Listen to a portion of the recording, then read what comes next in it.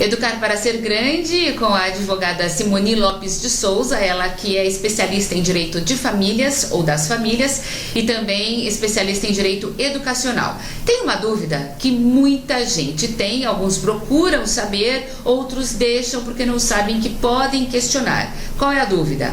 Relação a notas. A gente está no final de ano agora. Todas as escolas estão fechando as notas, entregando aos pais e muita gente não concorda, ou algumas pessoas não concordam com as notas que foram finalizadas ou para alguma matéria, ou no caso do ensino fundamental, para aquele período. E as pessoas não sabem que elas podem questionar, inclusive quando essas notas são dadas para crianças com necessidades especiais, ou seja, que tipo de avaliação foi feita, como essa avaliação foi levada em consideração pelos professores. Simoni Lopes de Souza, dá para questionar, isso é possível, né? Sim, é possível, é factível e é um direito. Muitas escolas não publicitam isso em suas normas ou reuniões com os pais, mas é defeso de todos os educandos questionar critérios avaliativos. Então, saindo o resultado final, agora no terminado o ano letivo, se você está com dúvida em relação a uma retenção, quantidade de matérias de recuperação, você pode sim questionar usando um documento de nome Pedido de Reconsideração. Cada estado, através do seu conselho estadual, normatiza isso da sua forma. No estado de São Paulo, nós temos em vigor a deliberação 127 e 128, que são oriundas da deliberação 120. Mas se é só procurar a deliberação 127. É essa que normatiza os prazos, as formas e os meios que os pais ou os alunos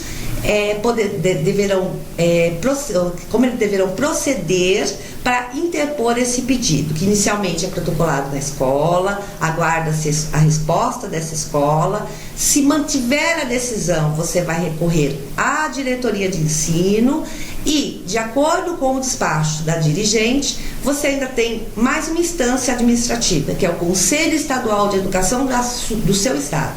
Bom, mas isso você vai ter que pegar a norma do seu estado e olhar, ficar atento aos prazos e aos expedientes. Mas é possível, é uma realidade e é muito importante, porque às vezes a criança da educação especial não foi atendida dentro das suas especificidades ou as suas especialidades, que são diferentes, né? Um é o estado da pessoa e o outro é a condição que ela apresenta. Então, que até, se você está com dúvida, pega o edital do INEP, órgão oficial do MEC, que mostra de forma detalhada e objetiva toda a fundamentação legal para o atendimento do aluno de acordo com as necessidades que ele apresenta. Aliás, esse documento aí do INEP, ele dá todos os detalhes, né? Se os regimentos das escolas fossem baseados nesse documento do INEP em relação à avaliação, critérios de avaliação, notas, as dúvidas seriam mínimas, né? Muitas demandas seriam evitadas. Elas evitariam problemas, né? Porque o que a gente observa são regimentos escolares muito gerais. Então a gente fala, vou atender o aluno de acordo com a necessidade que ele apresente, avaliando ele qualitativamente, mas de fato não é isso que a gente vê. Não. Isso dá um espaço para a escola falar que fez e não fez, ou esse pai cobrar, de repente a escola fez, mas esse pai não entende. Então, se as regras fossem claras para os dois lados, pais e alunos, muitos conflitos não existiriam, não estariam presentes e as demandas com certeza seriam muito menores. Então, assim, pais, vocês têm direito sim de questionar as notas. Tem uma forma de fazer isso, essa que a doutora Simoni acabou de explicar pra gente, e vocês podem exigir isso da escola.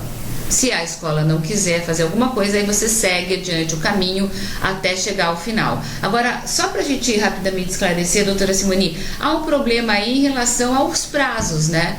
Esse é o grande problema, porque a gente sabe que as escolas estão fechando as notas neste ano até o dia 18. A maioria das escolas vai até o dia 18. Depois tem um período muito pequeno, e aí tem um recesso, né, dos professores, e parece que nesse recesso essas questões não são julgadas, ou seja, as crianças podem perder, por exemplo, a formatura.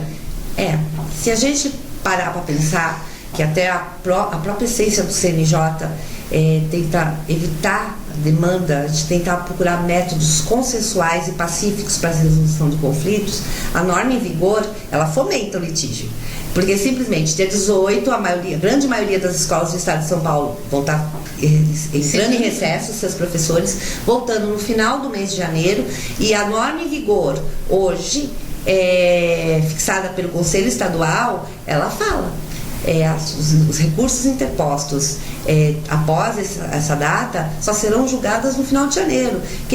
Aluno do terceiro ano de ensino médio, com vestibular, ou pai que está mudando de cidade e precisa matricular o filho, vai ficar sem tudo resposta. suspenso. Formatura, como eu já te falei, demandas de crianças que vão ter uma página em branco na sua vida, porque não vão poder colar grau, mesmo sabendo da existência de um erro por parte da avaliação. Então, aí o que eu aconselho? Você tem que ingressar em juízo, obter uma medida liminar, de forma que esse aluno consiga efetuar a matrícula em outra escola, ou de repente outra necessidade. É difícil a gente pontuar um caso, porque como eu já te disse também, Sandra, a educação precisa ver caso a caso. Claro. Então, mas se fechar o administrativo, só tem a via judicial. E a gente podia evitar tudo isso com uma norma bem desenhada, que respeitasse tanto o gestor como esse aluno. Muito bem, essa foi a doutora Simone Lopes de Souza. A gente volta em outro bloco falando aí sobre bullying.